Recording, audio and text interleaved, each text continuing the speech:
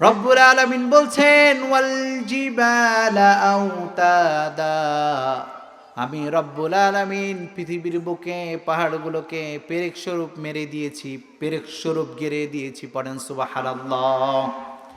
পৃথিবী যখন রব্বুল আলামিন প্রথমে বানালেন, পৃথিবী এত শান্ত ছিল না।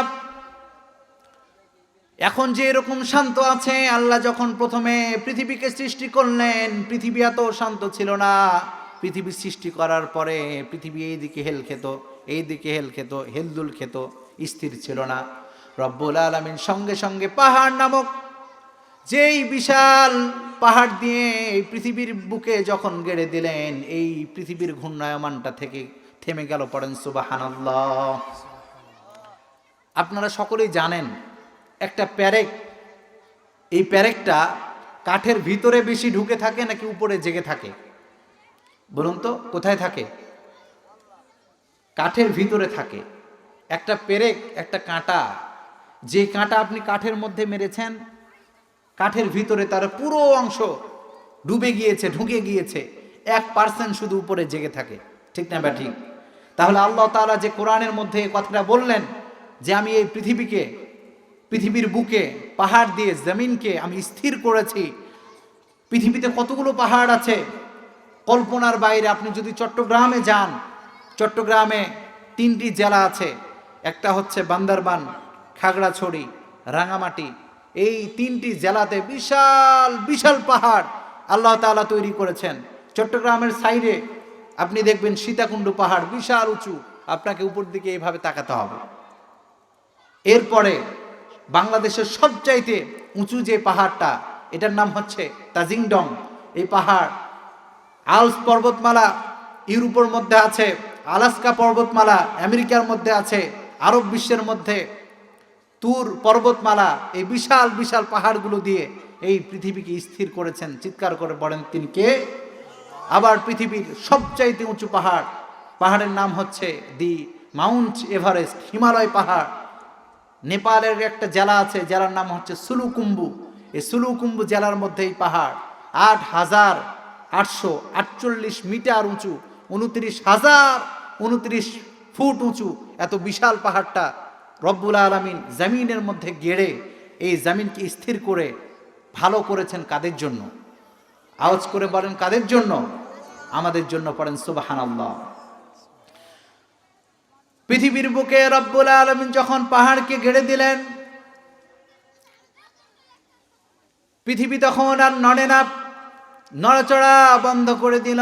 ফেরেশতারা অবাক হয়ে রব্বুল আলামিনকে জিজ্ঞেস করলেন, আল্লাহ, আপনার এই বিশাল সৃষ্টি জগতের মধ্যে পাহাড়ের চাইতে শক্তিশালী কিছু আছে নাকি? রব্বুল আলামিন বলছে আছে। পাহাড়ের চাইতে শক্তিশালী কি? আল হাদিদ। আল্লাহ বলছে যে পাহাড়ের চাইতেও শক্তিশালী করে আমি বানিয়েছি লোহাকে। ঠিক না বা ঠিক? পাহাড়, উঁচু উঁচু পাহাড়গুলোকে লোহা দিয়ে কাটা যায় কি যায় না? যায়। আবার ফেরেশতারা অবাক হয়ে গেল।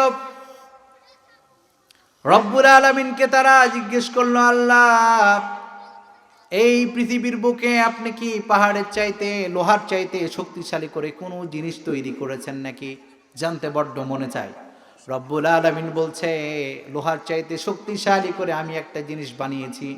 ফেরেশতারা বলছে বলেন বলেন, শুনতে মনে চায়, কি জিনিস বানিয়েছেন বলেন। রব্বুল আলামিন বলছেন আন্নার। নার মানে হচ্ছে আগুন। যে লোহা বড় বড় বিশাল বিশাল পাহাড়গুলোকে কেটে ফেলতে পারে, সেই লোহাকে আগুনের মধ্যে দিলে, আগুনের মধ্যে দেওয়ার পরে লোহাটা সঙ্গে সঙ্গে গলে যায়। ঠিক কিনা? ফেরেশতারা আবার জিজ্ঞেস করলো, আল্লাহ, আপনার এই বিশাল সৃষ্টি জগতের মধ্যে লোহার চাইতে আগুনকে তৈরি করেছেন শক্তিশালী করে, আগুনের চাইতে শক্তিশালী কোনো কিছু আছে নাকি? রব্বুল আলামিন উত্তর দিচ্ছে আছে। তাহলে বলুন সেই জিনিসটা কি? রব্বুল আলামিন বলছেন আলমা। মাউন মানে হচ্ছে পানি। যে আগুন পৃথিবীর বুকে অনেকগুলো বিল্ডিংকে, অনেকগুলো বাড়িকে যেখানে লাগে সেই জায়গাকে পুড়ে ছারখার করে দেয়, সেই আগুনের মধ্যে পানি দিলে সঙ্গে সঙ্গে আগুন নিভে যায়। ঠিক কিনা? ফেরেশতারা আবার বলল, আল্লাহ, আপনার এই বিশাল সৃষ্টি জগতের মধ্যে পানির চাইতে শক্তিশালী কোনো জিনিস আছে নাকি? রব্বুল আলামিন বলছে আছে। ফেরেশতারা বলছে তাহলে বলে দেন, শুনতে বড্ড মনে চাই। রব্বুল আলামিন বলছেন আর রিহ, পানির চাইতে শক্তিশালী করে আমি রব্বুল আলামিন সৃষ্টি করেছি বাতাসকে। পড়েন সুবহানাল্লাহ। বাতাসকে আল্লাহ তাআলা পানির চাইতে শক্তিশালী করে তৈরি করেছেন। যত পানি হতে পারে বাতাসকে আল্লাহ তাআলা এমন ক্ষমতা দিয়েছেন, এমন পাওয়ার দিয়েছেন, যে ক্ষমতার কারণে, যে পাওয়ারের কারণে পানিকেও বাতাস বাষ্প করে উড়িয়ে নিয়ে যায়। পড়েন ঠিক কিনা? ফেরেশতারা আবার বলল, আল্লাহ আপনার এই বিশাল সৃষ্টি জগতের মধ্যে বাতাসের চাইতে শক্তিশালী করে কোনো জিনিস তৈরি করেছেন নাকি? যদি করে থাকেন আমাদেরকে জানিয়ে দেন, শুনতে বড্ড মনে চায়। রব্বুল আলামিন বলছে পাহাড়ের চাইতে শক্তিশালী আমি আল্লাহ করেছিলাম লোহাকে, লোহার চাইতে শক্তিশালী করেছিলাম আমি আগুনকে, আগুনের চাইতে শক্তিশালী করেছিলাম পানিকে, পানির চাইতে শক্তিশালী করেছি বাতাসকে। তবে আরেকটা জিনিস বাতাসের চাইতে শক্তিশালী। ফেরেশতারা বলছে তাহলে বলেন কোন জিনিস? রব্বুল আলামিন বলছে আল ইনসান, মানুষ। তবে যেন তেন কোনো মানুষ নয়, যে মানুষ ডান হাতে দান করলে বাম হাতের পায় না সেই মানুষ। পড়েন সুবহানাল্লাহ। ডান হাত দান করে, বাম হাত জানে না। শুনতে অবাক লাগে না? আওয়াজ করে বলেন, অবাক লাগে কি লাগে না? অবাক লাগে। ডান হাত দান করলে বাম হাত জানে না, এর ব্যাখ্যা এটা নয় ডান হাতে দান করছি বাম হাত জানবে না। ব্যাপার হচ্ছে আপনি দান করেছেন মসজিদের মধ্যে, আপনার নাম উল্লেখ করা হয় নাই। অমুক এলাকা নিবাসী, অমুক ব্যক্তি, অমুক চেয়ারম্যান, অমুক মেম্বার 10টা ফ্যান দান করেছে। পড়েন মারহাবা। এমন আছে না নাই? আছে। এই মাহফিলের মধ্যে প্যান্ডেলে আসার পরে অমুক এলাকার চেয়ারম্যান, অমুক ধনী, অমুক ব্যক্তি 10টা ফ্যান দান করেছে, মাহফিলে 10,000 টাকা দান করেছে, 1 বিঘা সম্পত্তি দান করেছে, ইট দান করেছে। এইরকম যখন বলে সামনের সকল লোক বলে মারহাবা। আছে না নাই? এই দানটা আল্লাহর কাছে কবুল হতেও পারে, নাও হতে পারে। এই দানের মধ্যে তার অন্তরের মধ্যে যদি লৌকিকতা থাকে, মানুষকে দেখানোর যদি লৌকিকতা থাকে, তাহলে সেই দান আল্লাহর কাছে পৌঁছবে নাকি? আওয়াজ করে বলেন, পৌঁছবে নাকি?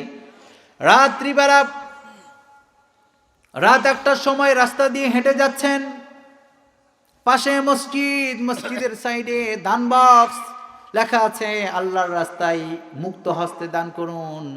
পকেট থেকে 1000 টাকার একটা কচকচা নোট বের করেছেন, বের করার পরে দান বক্সে ঢুকিয়ে দিয়েছেন। পৃথিবীর কোনো চক্ষু দেখে নাই, একটা চক্ষু দেখেছেন। কার চোখ? এই দানটা সঙ্গে সঙ্গে কবুল করবেন তিনি কে?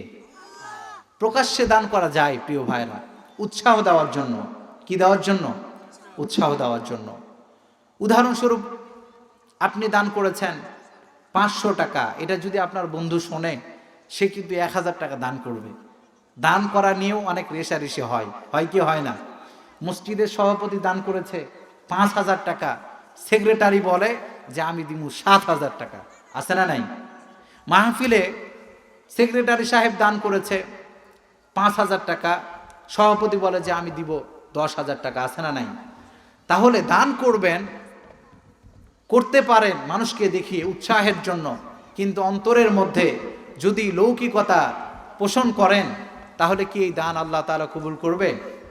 আওয়াজ করে বলেন, কবুল করবে? তাহলে রব্বুল আলামিন কয়েকটা নিয়ামত আমাদের